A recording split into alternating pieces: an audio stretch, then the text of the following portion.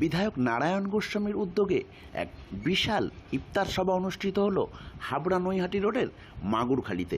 উপস্থিত ছিল হাবড়া 2 নং ব্লকের 8টি গ্রাম পঞ্চায়েতের মুসলিম ধর্মাবলম্বী মানুষেরা এবং বিভিন্ন ধর্মীয় গুরুরা। এছাড়াও উপস্থিত ছিলেন বিভিন্ন পঞ্চায়েতের প্রধান উপপ্রধান সদস্য এবং জেলা পরিষদ ও পঞ্চায়েত সমিতির বিভিন্ন নেতৃত্ব।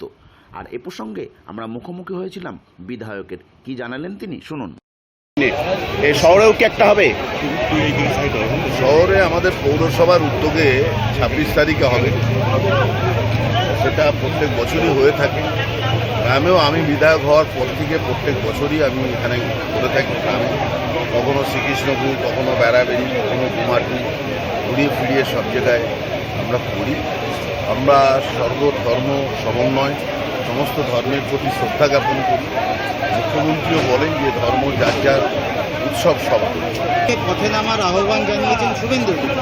এটাও কি মনে করছে যে ভোট বাক্সে মেরুকরণের প্রভাবের চেষ্টা? আপনি কি মনে করেন? আপনি তো সাংবাদিক, যে ওনার ডাকে 1 কোটি লোক নামবেন? এই মুহূর্তে ভোট হলে 1 কোটি ভোট আছে তো বাংলায়। দাদা পাশাপাশি দাদা একটা প্রশ্ন, সেটা হচ্ছে যে এই যে অভিষেক বন্দ্যোপাধ্যায়ের আবার দলের সংগঠনের দায়িত্ব নেওয়া, কতটা উদ্বুদ্ধ হচ্ছেন আপনারা এবং কতটা সুবিধা হবে সাংগঠনিকভাবে?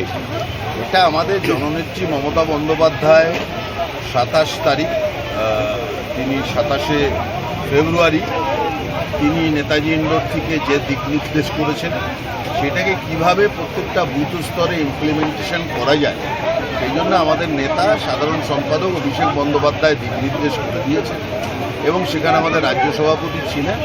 আমরা সেইভাবে সংগঠিত হচ্ছি যাতে করে ভুয়ো ভোটার তালিকা আমরা আর সবাই মিলে একসাথে কাজ করছি।